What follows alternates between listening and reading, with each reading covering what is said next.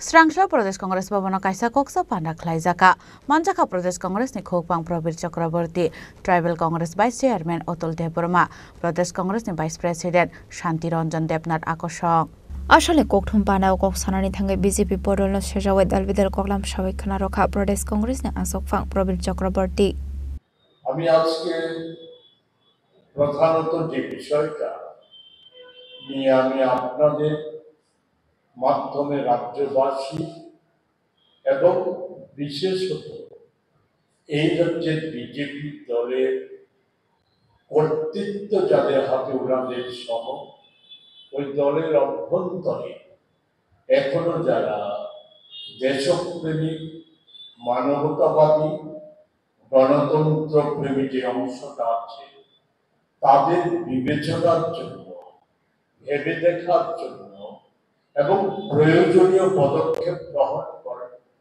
করতে যাতে সাহায্য করে সেই লক্ষ্যে একটা বিষয় তুলে ধরতে চাই।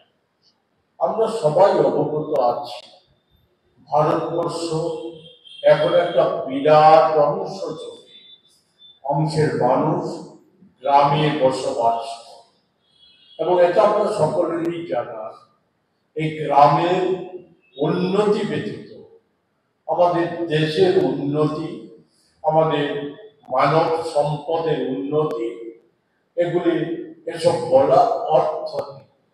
গ্রামের উন্নতি, সার্বিক উন্নতির লক্ষ্যে কংগ্রেস দলের অন্যতম নেতা প্রাক্তন প্রয়াত প্রধানমন্ত্রী শ্রী রাজীব গান্ধীজি ত্রিস্তরীয় পঞ্চায়েত ব্যবস্থা লাগু করে গ্রামের উন্নয়নের প্রশ্নে সর্বাধিক ক্ষমতা সেই ত্রিস্তরীয় পঞ্চায়েতের হাতে তুলে দিয়েছে।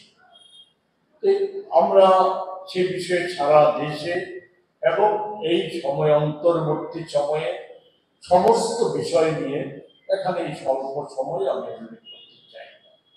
আমরা সবাই অবগত আছি ৭.৫ বছরে এই রাজ্য সরকার সমস্ত অনুষ্ঠানে এবং প্রতিদিন যেভাবে বলে বেড়াচ্ছে রাজ্যে সুশাসন আর উন্নয়ন আর সেই বিকশিত ভারত, বিকশিত রাজ্যের যে গল্প এটাকে প্রচার করে চলছে।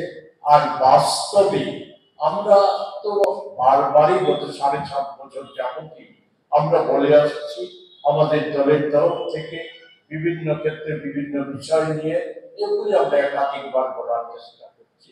এবার আমার বা দলের কথা ওনাদের যে ট্রিপল ইঞ্জিনের প্রথম এবং শক্তিশালী সবচাইতে বড় ইঞ্জিন কেন্দ্রীয় সরকার, সেই কেন্দ্রীয় সরকারের যে আপনার পঞ্চায়েতি রাজ মন্ত্রকে পর্যালোচনা রিপোর্ট যা গত ৯ এপ্রিল কেন্দ্রীয় সরকারের প্রেস ইনফরমেশন ব্যুরো প্রকাশ্যে এনেছে তার কিছু অংশ আমি এখানে তুলে ধরব।